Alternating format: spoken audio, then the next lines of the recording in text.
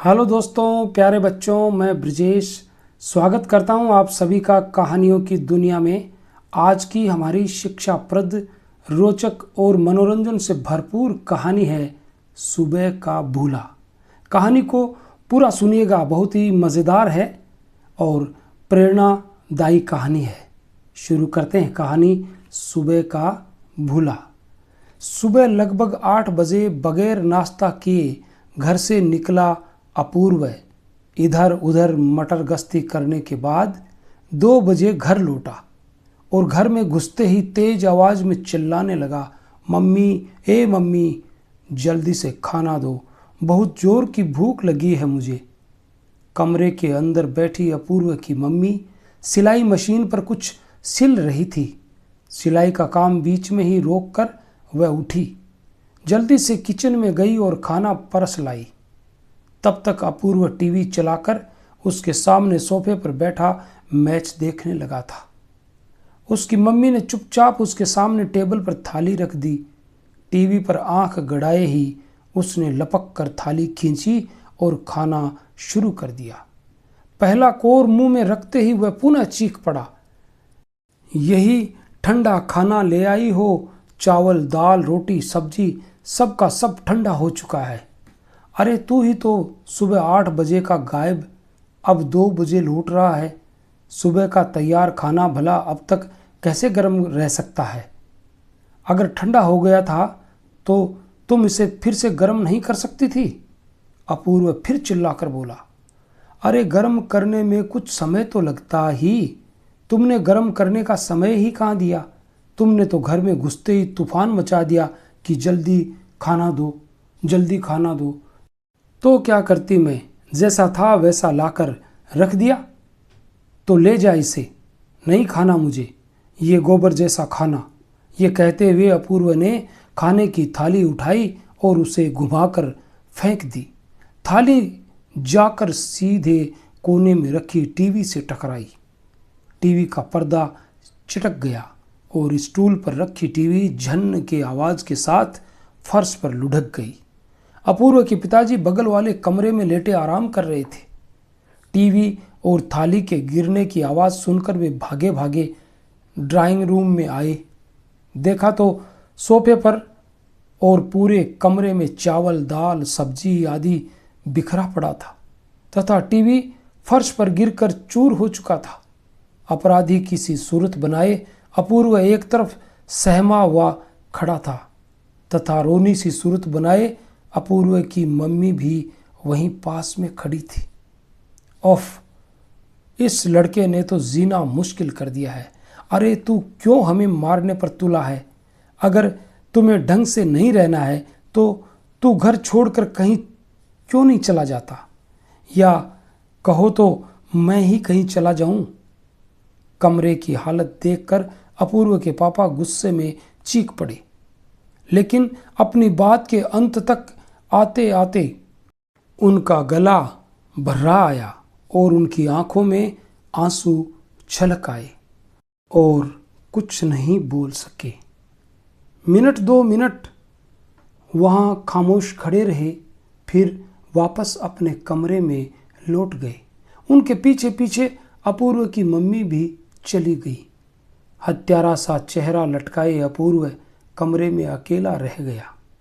अपने पापा की प्रतिक्रिया अपूर्व के लिए बिल्कुल ही अप्रत्याशित थी।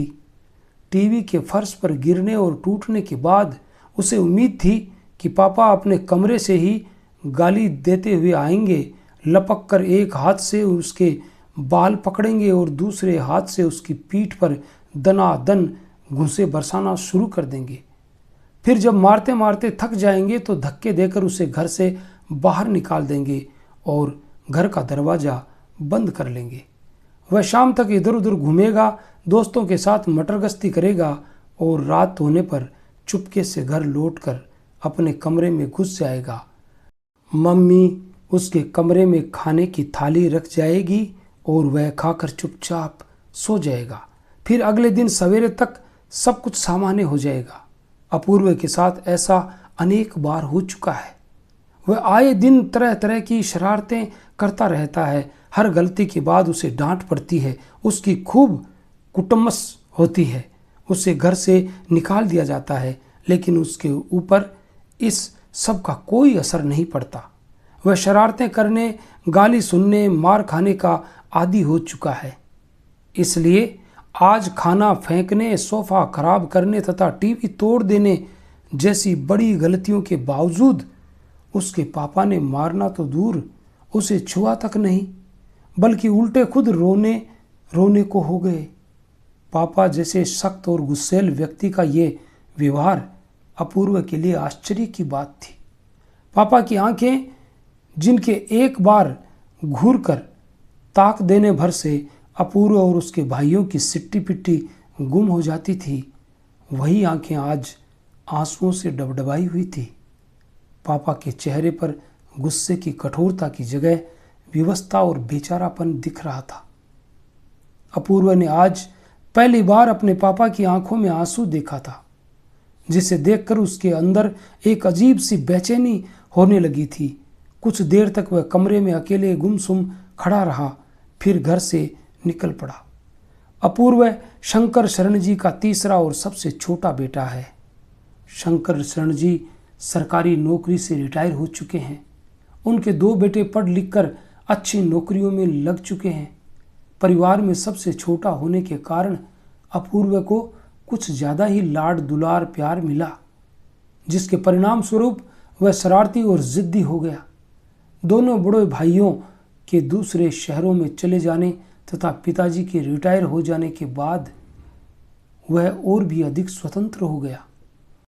पढ़ाई लिखाई छोड़ सारे दिन आवारा लड़कों के संग यहाँ वहाँ घूमता रहता था। शंकर शरण जी उसे समझा बुझाकर, डांट डपट कर और मार पीट कर हर तरह से हार चुके थे, लेकिन अपूर्व के ऊपर कोई खास असर नहीं हुआ। घर से निकला अपूर्व बगैर कुछ सोचे समझे चला जा रहा था। पापा की आंसुओं से डबडबाई आंखें तथा विवशता में डूबा उनका चेहरा उसका पीछा नहीं छोड़ रहा था। चलते चलते वह काफ़ी दूर रेलवे स्टेशन की तरफ निकल गया और स्टेशन के बाहर पार्क के एक कोने में जाकर चुपचाप बैठ गया। आज पहली बार उसे अपनी गलती का एहसास हो रहा था। उसके मन में बार बार यही बात खटक रही थी कि इतनी बड़ी गलती के बावजूद आज पापा ने उसकी पिटाई क्यों नहीं की। क्या पापा भी अब उसकी शरारत के आगे हार मान चुके हैं? क्या पापा अब उसके सुधरने की उम्मीद छोड़ चुके हैं? क्या पापा अब उससे इतना ऊब चुके हैं कि डांटना मारना भी बेकार मानने लगे हैं? पार्क के कोने में बैठे अपूर्व के मन में इस तरह की न जाने कितनी बातें आती रहीं और वह सोच सोच कर परेशान होता रहा। उसे ऐसा लगने लगा मानो एकाएक वह काफ़ी बड़ा और समझदार हो गया है। उसे ध्यान हो आया कि पिताजी अपनी थोड़ी सी आमदनी में कितनी मुश्किल से घर का खर्च चला रहे हैं। उसके दोनों बड़े भाई कितने अभावों में पढ़ लिख कर योग्य बने हैं। उसके घर में तो टीवी भी नहीं था। वो तो 2 साल पहले बड़े भाई ने अपनी नौकरी लगने के बाद खरीदी थी। जब उन्हें पता चलेगा कि अपूर्व ने टीवी तोड़ डाली है तो उन्हें कितना दुख होगा। उसे खुद अनुभव होने लगा कि पिछले साल 1.5 साल में उसकी शरारतें काफ़ी बढ़ गई हैं। आज पहली बार उसे अपनी करतूतों पर पछतावा हो रहा था। पार्क में जब अंधेरा गिरने लगा तो वह बाहर निकला और रेलवे प्लेटफार्म पर एक किनारे की बेंच पर जाकर बैठ गया। फिर सारी रात वह घर नहीं लौटा। उधर देर रात तक जब अपूर्व घर नहीं लौटा तो उसकी मम्मी और पापा परेशान हो उठे। इससे पहले कभी भी ऐसा नहीं हुआ था कि वह सारी रात घर न लौटा हो। रात भर न तो अपूर्व की मम्मी सो सकी न ही उसके पापा। उन लोगों ने जैसे तैसे रात काटी और भोर होते ही शंकर शरण जी अपूर्व को ढूंढने के लिए निकल पड़े। वे घर का दरवाज़ा खोलकर बाहर निकले तो देखा कि हत्यारे सी सूरत बनाए अपूर्व गेट के बाहर खड़ा था। उन्हें देखते ही वह उनके पैरों पर गिर पड़ा। शंकर शरण जी ने बेटे को उठाकर सीने से लगा लिया। न तो बाप ने कुछ कहा न ही बेटे ने, बस दोनों की आंखों से आंसू बहते रहे। उस दिन के बाद अपूर्व ऐसे बदल गया जैसे उसका पुनर्जन्म हुआ हो। कैसी लगी पिता और पुत्र की ये कहानी?